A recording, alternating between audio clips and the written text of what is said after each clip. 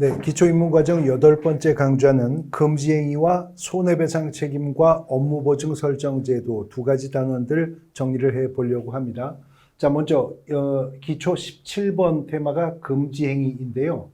공인중개사법 33조 조문의 제목이 금지행위라고 되어 있습니다.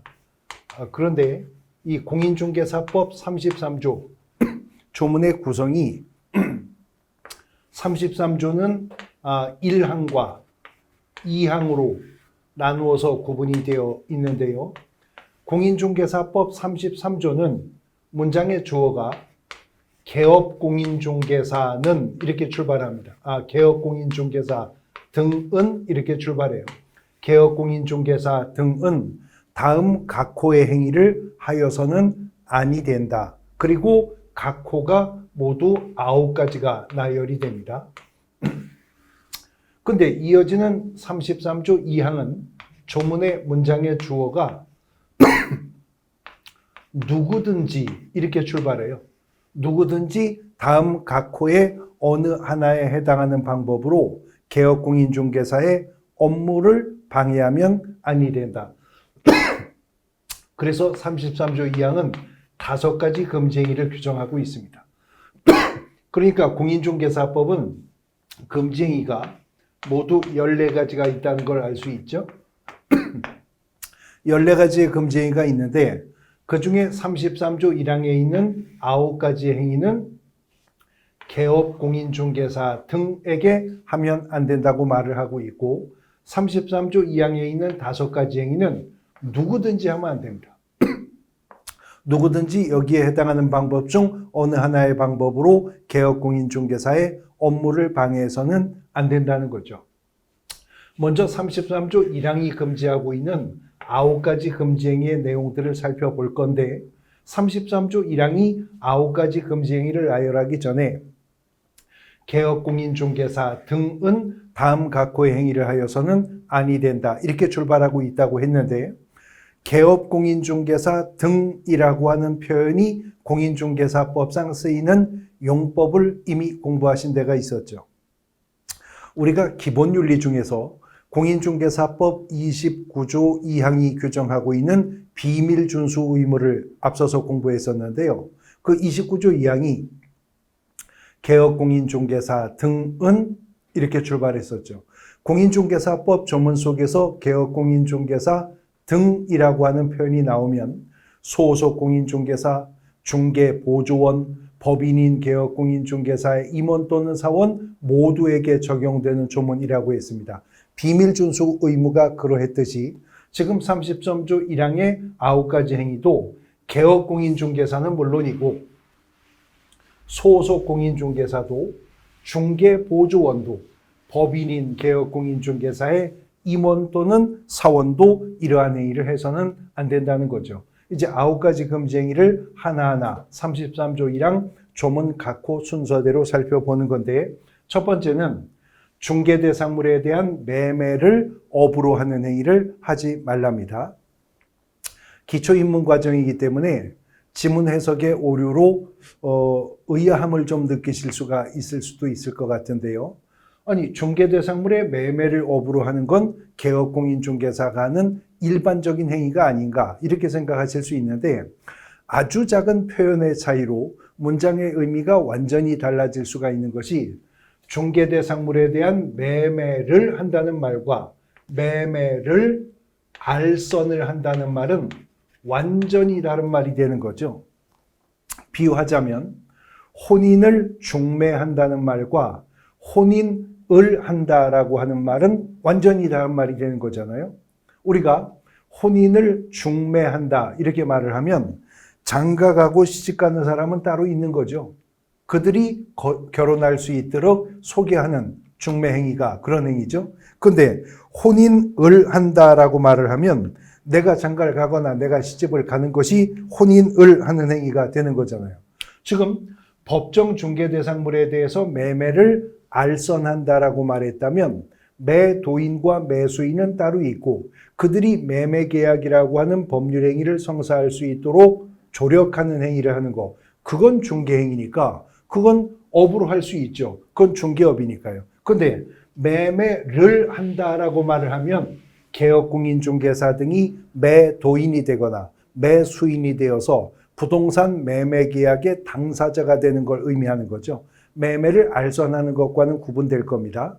근데 이 개념을 구분해 놔도 의아한 게, 아니 그러면 중개대상물의 매매를 업으로 하는 행위를 하지 말라면 개업공인중개사는 현업에 있는 동안은 땅도 못 파냐? 소속공인중개사는 필요해도 한두 필지 땅을 못 파냐? 아니, 여기서는 매매를 하지 말라고 한 게 아니고요. 매매를 업으로 하는 행위를 금지한다는 거죠. 그러니까 단순한 재산 처분 행위로서 살던 집을 팔거나 한두 필지 땅을 사는 행위 자체가 금지가 되는 건 아니고, 그러한 중개대상물에 대한 매매 행위를 업으로 했을 때 금지가 된다는 겁니다. 어떻게 행하면 업으로 행하는 것이냐는 중개업의 용어의 정의에서 기초입문과정이지만 우리가 간단히 한번 짚어보기도 했는데, 대법원 판례에 따르면 어떤 특정한 행위를 업으로 행했다는 것은 대상은 불특정 다수인을 상대로, 방법은 계속적 반복적으로, 목적은 영업을 목적으로 했을 때 그 행위를 업으로 행했다라고 말을 하는 거죠. 그러니까 전문적인 집장사, 땅장사 하는 것을 이 법은 금지한다는 거지, 매매 행위 자체를 금지하거나 매매를 알선하거나 매매 알선 업으로 하는 행위를 금지하는 것은 아닌 것입니다. 두 번째 금지 행위는 등록을 하지 아니하고 중개업을 영위하는 자, 우리가 이 자를 무등록 중개업자라고 강학상 부르죠. 실제 기출문제에서도 무등록 중개업자라는 용어를 사용하고 있기도 합니다. 어쨌든 그런 자인 사실을 어떻게 해요? 알면서 그를 통해 중개 의뢰받거나 그에게 자기 명의를 이용하게 하는 행위를 금지한다 합니다. 두 번째 금지 행위의 특징은요, 알면서, 민법에서 어떠한 사실을 알았다, 몰랐다라고 말할 때 선의, 악의라는 표현을 쓰잖아요. 두 번째 금지 행위의 특징은 악의일 경우에 그 행위가 금지 행위가 된다는 거죠. 비록 개업공인중개사가 무등록 중개업자를 통하여 중개 의뢰를 받은 사실이 있다 하더라도 그 당시 개업공인중개사의 업무상 귀책 사유 없이 그자가 무등록 중개업자라는 사실을 몰랐었다면, 선이었었다면 이것은 금지행위 위반이라 할 수가 없다는 거예요. 알면서 악의일 경우에 금지행위가 된다는 것이 특징입니다. 세 번째 금지행위는 법정 보수 또는 실비를 초과하여 금품을 받거나 그 밖에 사례, 증여, 그 밖에 어떠한 명목으로라도 금품을 받는 행위는 금지한다. 결국은 중개와 관련하여 개업공인중개사가 의뢰인으로부터 받을 수 있는 금원은 그 명목이 보수, 복비 말하는 겁니다. 중개보수, 보수와 실비뿐이고 그마저도 법이 정한 범위 내에서, 그래서 법정 보수 또는 실비라고 말하죠. 법이 정한 보수, 법이 정한 범위 내에서의 보수, 법이 정한 범위 내에서의 실비만 받을 수 있을 뿐이고 그 밖에는 사례, 증여, 어떠한 명목으로라도, 실제 조문이 그렇게 써 있어요. 그러니까 사례든 증여든 감사의 표시든 식사비든 업무 추진비, 급행료, 어떤 명목이든 법이 정한 중개보수와 실비를 초과해서는 받으면 안 되는데 금품이라고까지 말을 했잖아요. 금품을 받는 행위를 금지한다. 그러니까 법이 정한 중개보수와 실비를 초과했다면 금 전 수수는 물론이고 물품 수수하는 행위까지도 이 법은 금지하겠다라는 것입니다. 네 번째 금지 행위는 당해 중개대상물의 거래상 중요사항에 관하여 거짓된 언행, 그 밖의 방법으로 의뢰인의 판단을 그르치게 하는 행위를 금지한답니다. 의뢰인의 판단을 그르치게 하는 행위를 금지한다는 것인데 그 수단에 대해서 거짓된 언행, 그 밖의 방법으로 이렇게까지 말을 했다는 거죠. 그러니까 거짓된 언이나 행, 거짓된 말이나 행동과 같은 명시적 수단을 통해 의뢰인의 판단을 그르치게 하는 행위는 물론이고 그 밖의 방법이요. 묵시적 방법을 통해서라도 의뢰인의 판단을 그르치게 하였다면 이 행위는 금지행위 위반에 속하는 것으로 보겠다는 것입니다. 자, 33조 1항에 9가지의 금지행위가 나열되고 있다고 그랬었죠. 그 중에 33조 1항 1호, 2호, 3호, 4호인데 여기까지는 위반 시 행정형벌이 1년 이하의 징역 또는 1,000만 원 이하의 벌금형의 대상이 됩니다.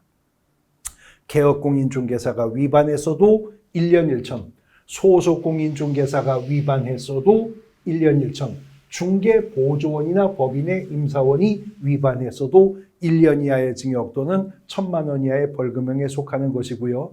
이어지는 5번째부터 9번째까지의 나머지 5가지 금지행위 위반은 위반 시 행정형벌이 3년 이하의 징역 또는 3,000만 원 이하의 벌금형의 대상이 됩니다. 그러니까 33조 1항의 9가지 금지행위 중에서 1, 2, 3, 4호는 1년 1천, 5, 6, 7, 8, 9호는 3년 3천 간다. 형벌의 측면에서 가벼운 것이 위로 뜨고 무거운 것이 푹 가라앉았다라고 생각하시면 되겠네요. 5번째 금지행위입니다. 양도, 알선 등이 금지된 부동산의 분양임대 등과 관련 있는 증서 등의 매매, 교환 등을 중개하거나 그 증서의 매매를 업으로 하는 행위를 금지한답니다. 여기서 부동산의 분양임대 등과 관련 있는 증서라면 무조건 중개를 제한한다는 건 아니고 앞에 조건이 있죠. 관계법령에 의해서 양도나 알선 등이 어떻게 된 금지가 되어 있는 부동산의 분양임대 등과 관련 있는 증서. 그러니까 대표적으로 주택청약예금 통장 같은 거 사고 팔면 안 되는 거죠.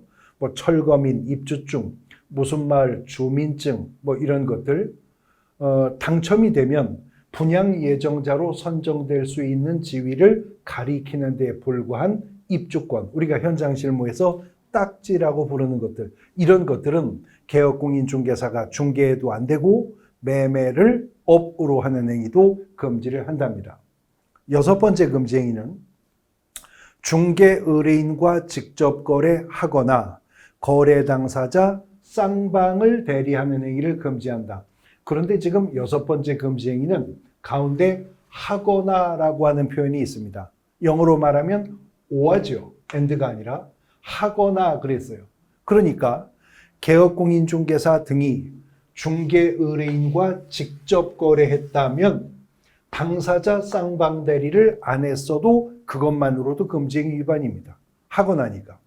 당사자 쌍방을 대리하는 행위를 했다면 의뢰인과 직접 거래는 안 했어도 이것만도 금지행위 위반을 성립하게 한다 하는 것입니다. 하거나이니까. 그런데 의뢰인과 직접 거래하는 행위를 금지한다라고 하는데 앞서 보셨던 첫 번째 금지 행위는 중개 대상물에 대한 매매를 업으로 하는 걸 금지한다고 했지 매매 자체를 금지한다는 게 아니었죠. 그래서 집 한 번 팔거나 땅 한 번 샀다고 금지행위가 되는 건 아니었어요. 중개 대상물의 매매를 업으로 했을 때 금지행위니까요. 근데 여기는 중개 의뢰인과 직접 거래를 업으로 행하거나 이러지 않았잖아요. 그냥 중개 의뢰인과 직접 거래를 하거나 그랬으니까 개업공인중개사가 의뢰인과 직접 거래했다면 업으로 하지 않았어도 우연히 한 번 했어도 금지행위 위반이 된다는 겁니다. 그 다음 아까 보셨던 첫 번째 금지행위는 법정 중개 대상물에 대해서 매매를 업으로 하는 걸 금지한다고 그랬죠. 그러므로 매매만 업으로 하는 것이 금지될 뿐이지 임대를 업으로 하는 것까지 금지한다고 할 수는 없다는 겁니다. 그러니까 겸업이 허용되는 개인인 개업공인중개사들이라면 부동산 임대업 같은 거 할 수 있는 거죠. 근데 여기는 매매를 금지하는 게 아니라 의뢰인과 직접 거래하는 걸 금지한다. 금지행위의 범위가 훨씬 넓죠. 매매는 물론이고 교환도, 임대차도, 무슨권 설정이나 이전도 의뢰인과 한 직접적 부동산 계약은 금지가 된다라고 하는 것입니다. 단 의뢰인 과직접 거래를 금지한다는 것이기 때문에 개업공인중개사가요, 직접 거래했다 하더라도 의뢰인과 한 게 아니라면 금지행위 위반이라 할 수가 없는 것이고요. 거꾸로 의뢰인과 했다 하더라도 직접 거래하지 않았다면, 다른 개업공인중개사의 중개를 통해서 거래했다면 판례는 이것도 금지행위 위반은 아니라고 봅니다. 거래는 직접 거래했는데 거래한 상대방이 누구일 때? 의뢰인일 때 이것은 금지행위 위반에 속한다. 마치 민법의 자기계약 금지의 법리에서 비롯되고 있는 거죠. 근데 우리 민법 대리제도에서는 자기계약도 금지하지만 쌍방대리도 민법에서 금지하는 거잖아요. 공인중개사법도 당사자 쌍방을 대리하는 행위를 금지한답니다. 근데 민법에서는 쌍방대리가 금지가 되는 것이 원칙이지만 예외가 인정이 되죠. 양 당사자의 사전 동의나 승낙이 있었다거나 아니면 체결된 법률행위의 이행 업무를 쌍방대리한다거나 이런 경우 등에서 예외가 인정됩니다. 그런데 공인중개사법에서 당사자 쌍방대리 금지는 공인중개사법의 입법 취지상 예외도 없이 금지입니다. 양 의뢰인이 사전에 동의 승낙을 했다 하더라도 쌍방대리는 금지가 된다는 거죠. 단 입법상 쌍방을 대리하는 행위를 금지한다고 했기 때문에 쌍방대리 행위만 금지가 될 뿐이지 당사자 중 일방을 대리하는 것까지 금지한다 할 수는 없다. 당사자 일방은 대리할 수 있습니다. 일방 대리는 금지행위가 아니지만 쌍방 대리는 양 의뢰인의 사전 동의가 있어도 승낙이 있어도 금지행위에 속하게 된다는 거죠. 7번째 금지행위는 탈세 등 관계법령을 위반할 목적으로 소유권 보존 등기 또는 이전 등기를 하지 아니한 부동산이나 관계법령의 규정에 의해 전매 등 권리의 변동이 제한된 부동산의 매매를 중개하는 등 부동산 투기를 조장하는 행위를 금지한다. 결론은 부동산 투기 조장하지 말라는 거죠. 근데 법정 예시로 조문에 언급한 걸 보면 개업공인중개사가 탈세 등을 목적으로 미등기 전매하는 거 소개하면 안 된다는 거죠. 중간 생략 등기에 개입하지 말라는 거죠. 또 법령이 전매를 금지하고 있는 물건인데 그 물건의 매매를 중개하는 거, 이런 것들이 부동산 투기를 조장하는 행위에 속한답니다. 심지어는 대법원 판례는 개업공인중개사가 미등기 전매를 알선했다면 결과적으로 전매자가 아무런 양도 차익을 얻게 되지 못하는 결과가 있었다 하더라도 그러한 미등기 전매를 알선한 개업공인중개사는 부동산 투기를 조장하는 금지행위 위반이 있었다라고 판시하고 있는 겁니다. 8번째 금지행위, 부당한 이익을 얻거나 제3자에게 부당한 이익을 얻게 할 목적으로 거짓으로 거래가 완료된 것처럼 꾸미는 등 중개대상물의 시세에 부당한 영향을 주거나 줄 우려가 있는 행위까지도, 부당한 영향을 주는 행위는 물론이고 줄 우려가 있는 행위까지도 새롭게 금지행위 위반으로 2020년 개정에서 추가되었고요. 또 하나 들어온 것이 9번째인데 단체를 구성하여 특정 중개대상물에 대하여 중개를 제한하거나 단체 구성원 이외의 자와 공동중개를 제한하는 행위, 담합행위 같은 거 있죠. 이것을 금지하겠답니다. 이렇게 5, 6, 7, 8, 9 나머지 5가지 금지행위는 위반 시 3년 이하의 징역 또는 3천만 원 이하의 벌금형이고요. 33조 1항에 있는 이러한 9가지 금지행위는 개업 공인중개사 등이 하면 안 된다고 했죠. 위반자가 개업 공인중개사라면 33조 1항의 1호부터 9호까지 몇 호를 위반했든 개업공인중개사가 위반하면 행정처분은 상대적 등록 취소 사유입니다. 소속공인중개사가 위반했다면 자격 정지 처분의 대상이 되는 것이고요. 이어지는 33조 2항은 문장의 주어가 누구든지라고 나간다고 했었죠. 이제 33조 2항에 있는 5가지 금지행위인데 누구든지입니다. 누구든지 시세에 부당한 영향을 줄 목적으로 다음 어느 하나의 방법으로 개업공인중개사 등의 업무를 방해하면 안 된다. 그래서 총 5가지 금지 행위가 나열되고 있는데 보시면 첫 번째, 안내문, 온라인 커뮤니티 등을 이용하여 특정 개업공인중개사에 대한 중개 의뢰를 제한하거나 제한을 유도하는 행위 금지한다 합니다.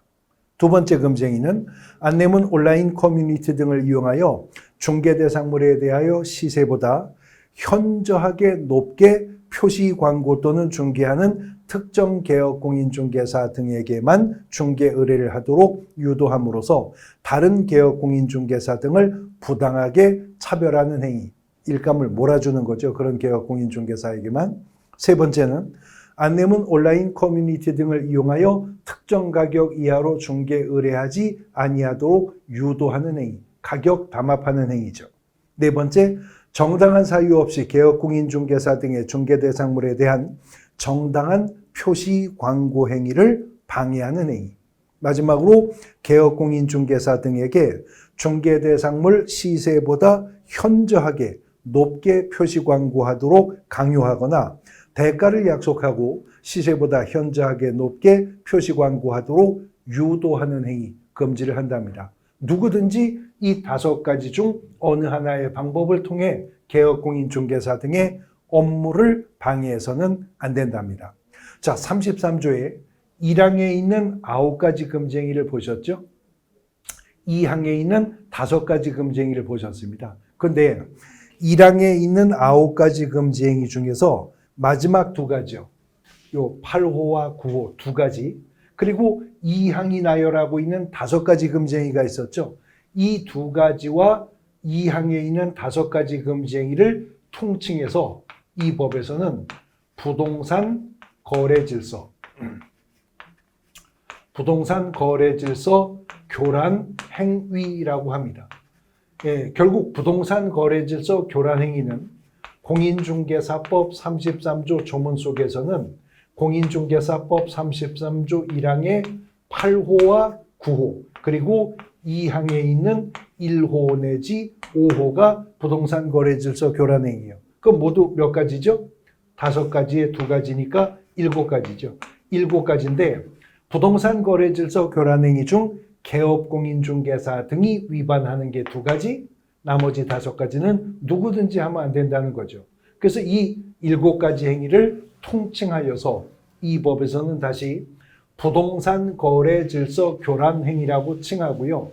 이러한 부동산 거래질서 교란 행위를 막게 하기 위해서 국토교통부 장관이 부동산 거래질서 교란 행위 신고센터를 설치 운영하는 규정을 두고 있고, 이러한 부동산 거래질서 교란 행위를 한 자는 누구든지 신고 또는 고발했을 때 일정한 요건이 충족되면 포상금 50만 원 또 지급하겠다는 규정들이 뒤에 나오게 됩니다.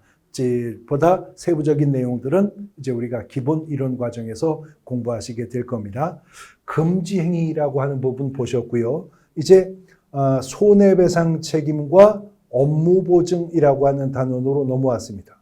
공인중개사법은 개업공인중개사가 어떠한 때 손해배상 책임을 지는지, 그리고 그 손해배상 책임을 직접 담보하기 위한 제도까지 마련하고 있는데, 일단 공인중개사법은 30조에서 어떠한 때 개업공인중개사가 손해배상 책임을 져야 하는지를 규정하고 있는데, 공인중개사법 30조에 1항에 있는 내용이고요. 2항에 있는 내용이거든요. 먼저 30조 1항에 있는 내용을 보시면 개업공인중개사는 중개행위를 함에 있어서 고의 또는 과실로 인하여 거래 당사자에게 재산상의 손해를 발생하게 한 때에는 그 손해를 배상할 책임이 있다라고 규정하고 있습니다. 자, 개업공인중개사가 중개행위를 함에 있어서, 다시 말해 업무상, 그 말이죠. 업무상 고의 또는 과실로 인하여, 우리가 민법에서 고의 또는 과실을 통칭하여 뭐라고 하죠? 귀책사유라고 하죠. 업무상 귀책 사유가 원인이 되어서 거래 당사자에게 무슨 손해? 재산상 손해가 발생되었다면 개업공인중개사는 그 손해를 배상할 책임이 있답니다. 근데 이어지는 공인중개사법 30조 2항은요. 개업공인중개사는 자기의 중개사무소를 다른 사람의 중개행위의 장소로 제공함으로써 그리고는 1항과 결론이 같아요. 거래 당사자에게 재산상 손해를 발생하게 한 때에는 그 손해를 배상할 책임이 있답니다. 그러니까 30조 1항은 과실 책임주의 원칙에 입각해서 입법을 했죠. 업무상 귀책 사유가 재산상 손해 발생의 원인이 되었을 때 배상 책임이 있다고 했으니까. 근데 30조 2항은요. 개업공인중개사가 자기의 중개사무소를 다른 사람에게 중개행위의 장소로 제공했기 때문에 거래 당사자에게 재산상 손해가 발생했다면 사무소를 제공한 개업공인중개사에게 직접적 업무상 귀책 사유가 존재하는가를 불문하고 사무소 제공한 개업공인중개사에게 배상 책임을 묻겠다는 겁니다. 상법상 상인의 명의대여자 책임과 같은 책임을 공인중개사법이 30조 2항에서 말하고 있습니다. 그러니까 두 가지 손해배상 책임의 내용을 묶어보면 개업공인중개사가 공인중개사법상 손해배상 책임이 발생하는 요건은 첫 번째, 개업공인중개사에게 업무상 고의 또는 과실이 있었거나 아니면 자기의 중개사무소를 다른 사람에게 중개행위의 장소로 제공한 사실이 있었을 것. 두 번째, 거래 당사자에게 재산상 손해가 발생했을 것. 그리고 마지막으로 그 양자 관계 속에서 인과관계가 입증이 될 것. 원인과 결과되는 관계가 입증이 될 것. 그 인과관계를 1항에서는 인하여라고 하는 표현을 썼고 2항에서는 함으로써라는 표현으로 문장을 연결하고 있었던 겁니다. 그러면 개업공인중개사는 손해배상 책임이 있다는 거죠. 공인중개사법은요. 어떠한 때 개업공인중개사에게 손해배상 책임이 있다라고만 규정한 것이 아니라 그 손해배상 책임을 직접적으로 담보하는 제도를 함께 두고 있는데 그것이 바로 업무보증이라고 하는 제도입니다. 업무보증이라고 하는 제도예요. 그래서 우리가 이미 등록의 기준과 절차에서 봤는데요. 법인과 공인중개사만이 등록을 신청할 수 있는 자였었죠. 그래서 등록 신청인이 공인중개사법 시행령이 요구하는 등록의 기준을 확보해서 등록관청에 등록을 신청했었습니다. 그러면 등록 신청을 받은 등록관청은 7일 이내에 개업공인중개사의 종별에 따라 서면으로 등록을 통지해 줬었던 거죠. 그러나 등록 사실을 통지는 하지만 이때 등록증이 교부되는 건 아니라고 그랬어요. 등록을 등록관청으로부터 통지받아 개업공인중개사가 되었다면 이제 개업공인중개사는 이 손해배상 책임을 보장하는 업무보증이라고 하는 것을 설정해서 등록관청에 신고해야 보증 설정을 신고받은 등록관청이 보증 설정 사실을 확인했을 때 비로소 등록증이라고 하는 것을 교부해 준다고 했었고 등록증이 교부가 되었을 때 비로소 이자는 적법하게 중개 업무를 개시할 수가 있었던 거죠. 그래서 공인중개사법상 업무보증은 등록의 기준은 아니었었습니다. 등록의 기준은 아니었어요. 그러나 등록을 통지받았어도 보증을 설정해야만 등록증을 교부받을 수 있고 적법하게 업무를 개시할 수가 있는 조건이었었죠. 적법한 업무 개시 조건이고 등록증 교부의 요건이 되었었던 것입니다. 그러한 손해배상 책임을 담보하는 업무보증 제도에 관한 부분인데요. 보증 설정 시기 보시면 개업공인중개사는 언제까지요? 업무를 개시하기 전까지입니다. 그래서 업무를 개시하기 전에 재산적 손해배상 책임을 보장하기 위해서 업무보증을 설정해야 되는데 현행 공인중개사법상 업무보증 설정의 방법은 세 가지가 있습니다. 보증보험에 가입하거나 공제에 가입을 하거나 공탁을 하는 방법 중 하나의 방법으로 업무보증을 설정을 해야 된다는 거죠. 그리고 개업공인중개사는 보증 설정 사실을 등록관청에 신고해야 된다. 업무보증은 설정해야 될 뿐만 아니라 신고까지 해야 될 의무가 있다는 거죠. 그런데 업무보증 설정은 예외가 없지만 무조건 해야 되지만 신고는 예외가 있는데요. 보증보험회사, 공제사업자 또는 공탁기관, 우리가 통칭해서 보증기관이라고 하는데 그 보증기관이 보증 설정 사실을 등록관청에 직접 통보한 경우에는 이 신고는 생략될 수 있다. 개업공인중개사가 업무보증을 설정했는데 보증 설정한 보증보험회사가, 공탁기관이, 공제조합이 개업공인중개사가 자기 보증기관에 보증 설정한 사실을 보증기관에서 등록관청에 통지했다면 개업공인중개사의 신고는 생략될 수 있다라고 하는 겁니다. 자, 이러한 업무보증은 업무를 개시하기 전까지 중개행위에 사용할 업무보증을 설정해야 된다는 것인데 업무 개시 전까지는 업무보증을 설정해서 신고해야 되고요. 보증이 설정된 상태에서 업무 개시해야죠. 업무를 개시했다면 보증 설정 증명 서류라고 하는 게 있거든요. 이 보증 설정 증명 서류는 중개사무소 개설등록증 원본, 공인중개사 자격증 원본, 중개보수 실비를 계산하는 기준이 되는 요율 및 한도액표와 함께 보증 설정 증명 서류는 중개사무소 안에 보기 쉬운 곳에 게시해야 됩니다. 걸어놔야 됩니다. 또 이거 걸어만 놓으면 끝나는 게 아니고요. 개업공인중개사는 중개가 완성이 된 때, 우리가 오늘 중개 완성이라는 표현 앞에서도 몇 번 들어봤죠. 25조, 26조에서 중개가 완성된 때는 거래 당사자에게 손해배상 책임의 보장에 관한 사항을 설명하고 관계증서 자본을 교부하거나 관계증서에 관한 전자문서를 제공하여야 한다는 겁니다. 자, 우리가 전 시간에 공부했었던 내용과 연결해 보면 중개 완성이라고 하는 것은 개업공인중개사의 중개로 인해 양의뢰인 간에 거래 계약이 체결되면 중개는 완성이 된다고 했습니다.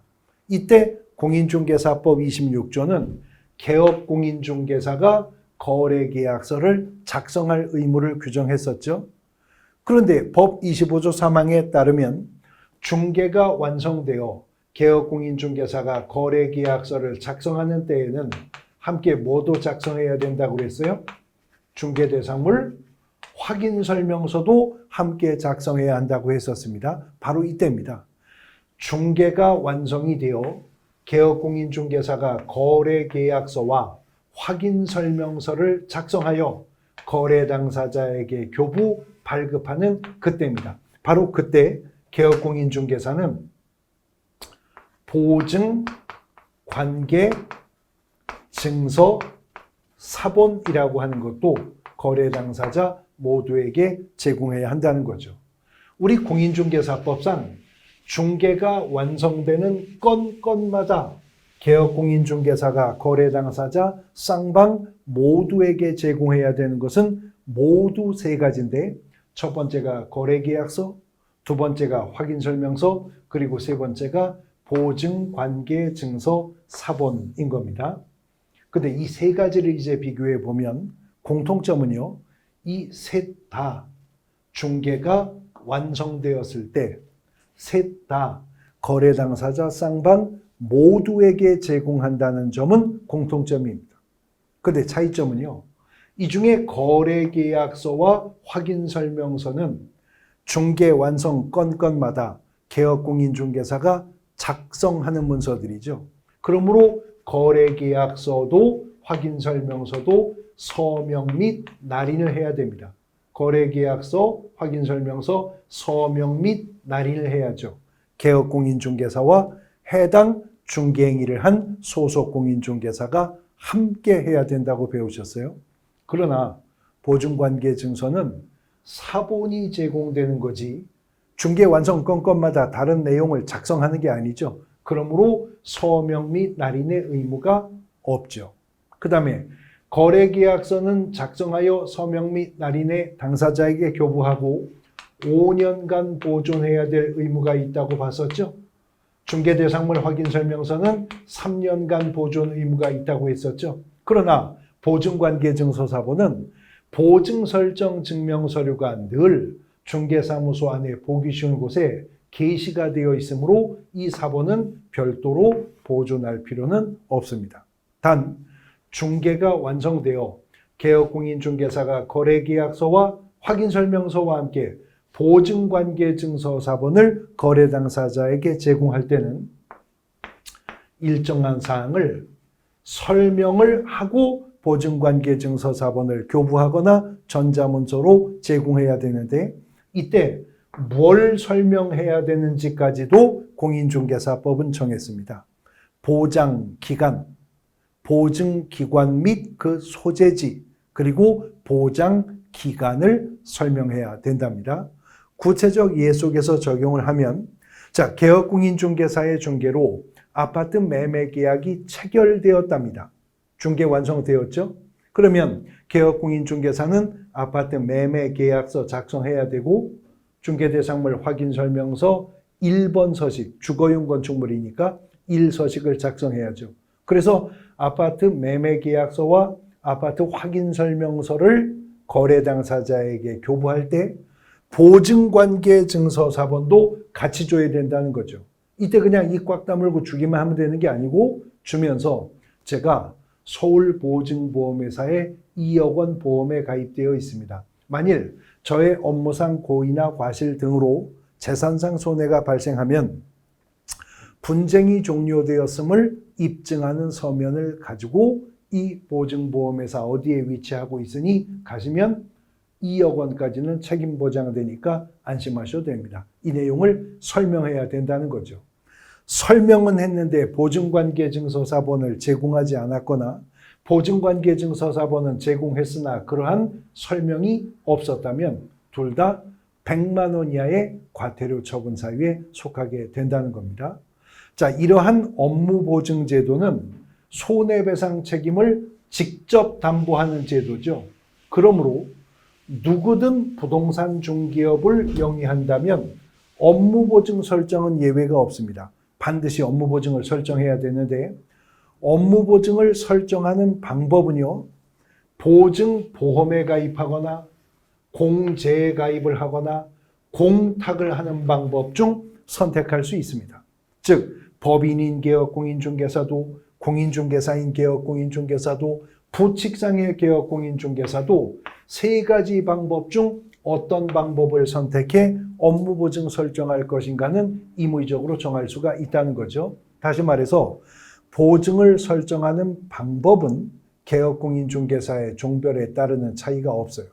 그런데 보증을 설정하는 내용, 더 구체적으로 말해 의무 금액은 개업공인중개사의 종별에 따라 달리 정하고 있는데 이 금액이 2023년부터 100이 올랐습니다. 그래서 법인인 개업공인중개사는 4억 원 이상의 업무보증을 설정해야 되는데 만일 법인인 개업공인중개사가 분사무소를 확보하게 된다면 분사무소 추가시마다 2억 원 이상씩 보증 설정 금액을 추가 증액해야 한답니다. 그 다음 개인인 개업공인중개사는 2억 원 이상의 업무보증을 설정해야 되고요. 다른 법률에 따라서 중개업을 할 수 있는 자가 중개업을 하려는 경우 대표적으로 농업협동조합법상의 지역농협 같은 경우 특수법인이죠. 그때는 2천만 원 이상의 업무보증을 설정하도록 합니다. 2022년까지만 해도 2억 원, 1억 원, 1천만 원이었어요. 그러니까 다 더블이 오른 거죠. 그래서 이제 법인은 4억 원 이상의 업무 보증을 설정해야 되는데 분사무소가 추가되면 분사무소 추가 시마다 2억 원 이상을 추가 설정해야 된다. 그러니까 법인이 분사무소를 하나 가지고 있다면 6억 원 이상의 업무 보증이 설정되어 있어야 되죠. 2개 가지고 있으면 8억 원, 3개 있으면 10억 원 이상의 업무 보증을 설정을 하여야 한다는 겁니다. 이러한 업무 보증을 설정해서 신고해야 될 의무가 있을 뿐만 아니라 개업공인중개사가 업무 보증을 변경했다면 변경 신고도 해야 됩니다. 기간이 만료되어서 갱신의 차원에서 재설정했다면 또 재설정 신고도 해야 됩니다. 그래서 개업공인중개사는 중개업을 영위하고 있다면 손해배상 책임을 보장하는 보증의 효력을 스스로 유지해 가야 한다는 거죠. 이걸 위반하면 상대적 등록 취소 사유, 등록관청은 등록을 취소할 수 있는 사유가 될 것이다 라고 하는 것입니다. 공인중개사법상의 금지행위와 손해배상 책임과 업무보증 설정에 대해서 기초이론들 정리해 보셨습니다.